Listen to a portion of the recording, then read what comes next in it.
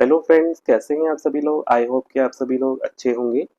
आज की वीडियो में दोस्तों हम बात करने वाले हैं राज्य और सरकार में अंतर के बारे में। यानी कि आज हम जानेंगे राज्य और सरकार में क्या अंतर होता है, उसके बारे में हम आज की वीडियो में बात करेंगे। एक तरफ हम जानेंगे दोस्तों राज्य के बारे में और दूसरी तरफ हम जानेंगे सरकार के बारे में।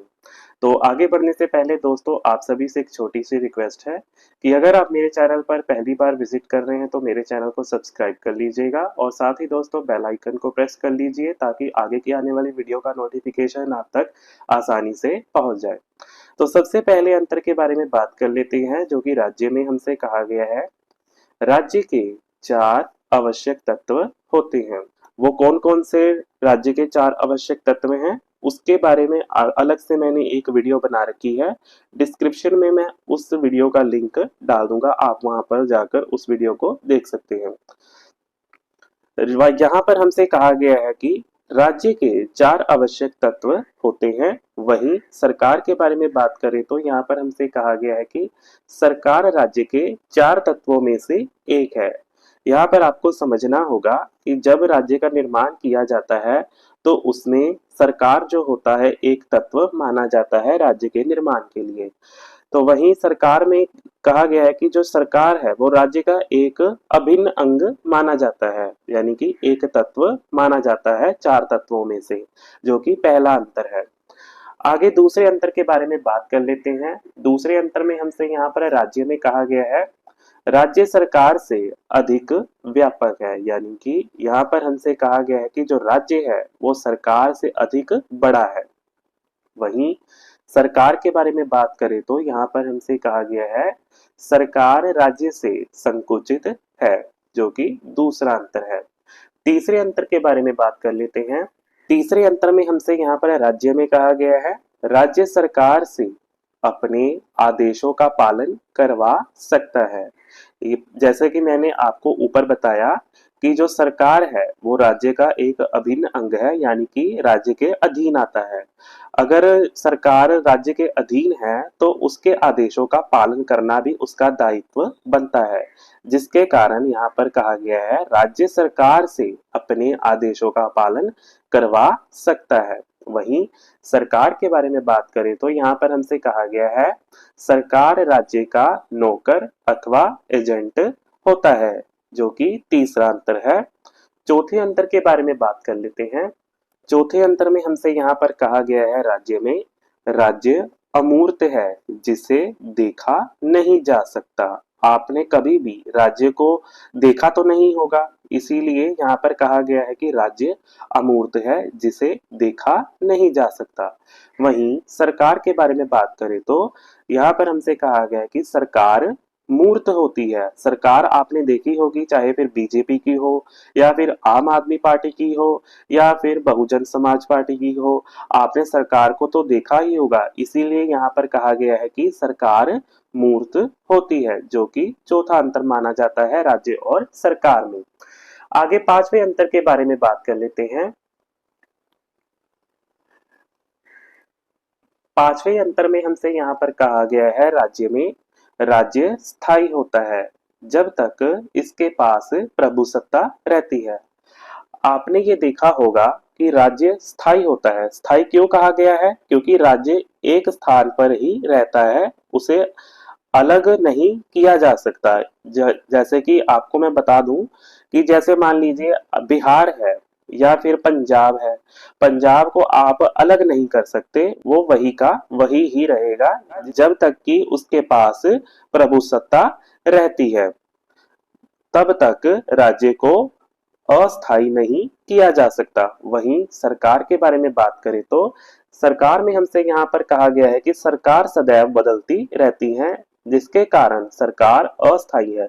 यहाँ पर आपको समझना होगा सरकार जो है समय समय पर बदलती है, बनती है और फिर दोबारा से नवनिर्माण किया जाता है सरकार का।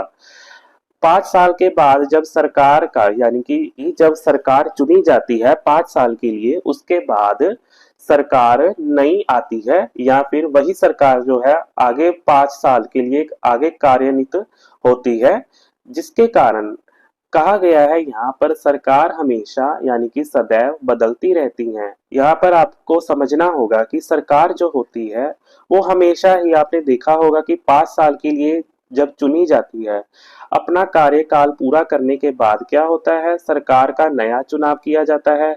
जब नया चुनाव किया जाता है सरकार का, तो उसमें आपने देखा होगा कि सरकार जो पहले की थी, अब उसकी जगह पर नई सरकार बनती है। इसीलिए यहाँ पर कहा गया है कि सरकार सदैव बदलती रहती है, जिसके कारण सरकार अस्थायी है, जो कि पांचवा अंतर है। आगे छठे अंतर के बारे में बात कर लेते हैं। छठे अंतर में हमसे यहाँ पर कहा गया है, राज्य के पास अपनी प्रभुसत्ता होती है। यहाँ पर आपको समझना होगा, जो राज्य होता है उसके पास अपनी प्रभुसत्ता होती है। जब तक राज्य के पास अपनी प्रभुसत्ता होगी तब तक ही वो अस्तित्व में रहेगा। इसीलिए राज्य के पास अपनी प्रभुसत्ता का होना बहुत ही आवश्यक माना जाता है। वही सरकार के बारे में बात करें तो सरकार में ऐसा कुछ नहीं है। सरकार में कहा गया है हमसे, सरकार के पास प्रभुसत्ता नहीं होती है, जो कि आवश्यक नहीं माना जाता है, जो कि छठा अंतर है राज्य और सरकार में। आगे सातवें अंतर के बारे में बात कर लेते हैं। सातवें अंतर में हमसे यहाँ पर कहा गया है, राज्य में मनुष्य के पास किसी न किसी राज्य की सदस्यता का होना अनिवार्य होता है। यहाँ पर आपको समझना है दोस्तों, जब कोई भी व्यक्ति किसी भी स्थान पर रहता है तो वो किसी न किसी राज्य में अवश्य होता है। इसीलिए यहाँ पर कहा गया है कि जब कोई भी मनुष्य कहीं पर रहता है तो उसके पास किसी न किसी राज्य की सदस्यता का होना अनिवार्य होता है।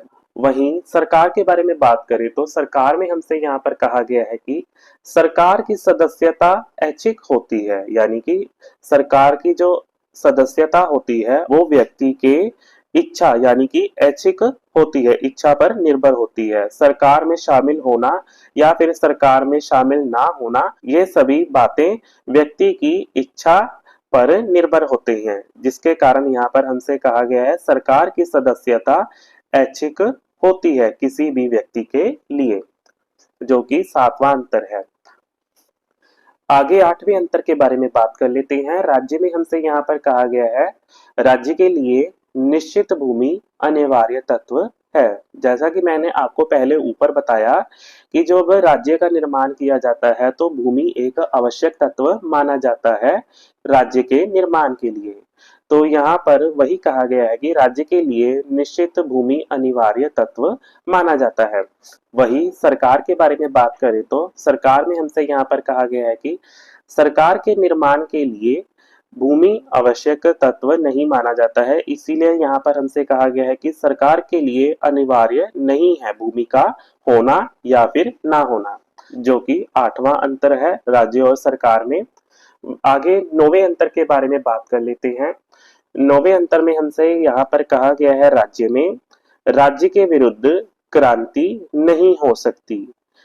वहीं सरकार के बारे में बात करें तो यहाँ पर हमसे कहा गया है कि आपने देखा होगा, जब कोई भी सरकार नागरिकों के विरुद्ध कोई भी बिल पास करती है या फिर उनके अधिकारों का उल्लंघन किया जाता है सरकार की तरफ से, तब क्या होता है कि व्यक्तियों के द्वारा या फिर नागरिकों के द्वारा सरकार का विरोध किया जाता है। यही बात यहाँ पर हमसे कही गई है, सरकार का विरोध किया जा सकता है नागरिकों के द्वारा, जो कि नौवां अंतर है।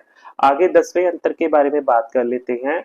10वें अंतर में बात करें तो आगे बढ़ने से पहले दोस्तों आप सभी से एक छोटी सी रिक्वेस्ट है कि आप इस वीडियो को किस शहर से देख रहे हैं, कमेंट बॉक्स में जरूर कमेंट करके बताइएगा। 10वें अंतर के बारे में बात करें तो यहाँ पर हमसे कहा गया है कि सभी राज्य एक समान होते हैं। जो राज्य होते हैं वो सभी एक समान इसलिए होते हैं क्योंकि जब राज्य का निर्माण किया जाता है तब उसके लिए 4 तत्व जो आवश्यक माने गए हैं, इसी बात को लेकर सभी राज्य एक समान होते हैं। यहाँ पर यही बात कही गई है। वहीं सरकार के बारे में बात करें तो यहाँ पर हमसे कहा गया है कि सरकार विभिन्न प्रकार की होती है। आपने देखा होगा कि सरकार सभी राज्यों में अलग अलग हो सकती है। इसीलिए यहाँ पर कहा गया है कि सरकार विभिन्न प्रकार की होती है, जो कि 10वां अंतर माना गया है राज्य और सरकार में। तो ये तो थी दोस्तों राज्य और सरकार में अंतर के बारे में एक छोटी सी एजुकेशनल वीडियो। आई होप कि दोस्तों आप सभी को आज की वीडियो से कुछ सीखने के लिए मिला होगा। अगर वीडियो अच्छी लगी तो लाइक करें, एक प्यारा सा कमेंट करें।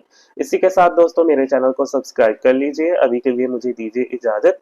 मिलते हैं एक और नई वीडियो के साथ। धन्यवाद।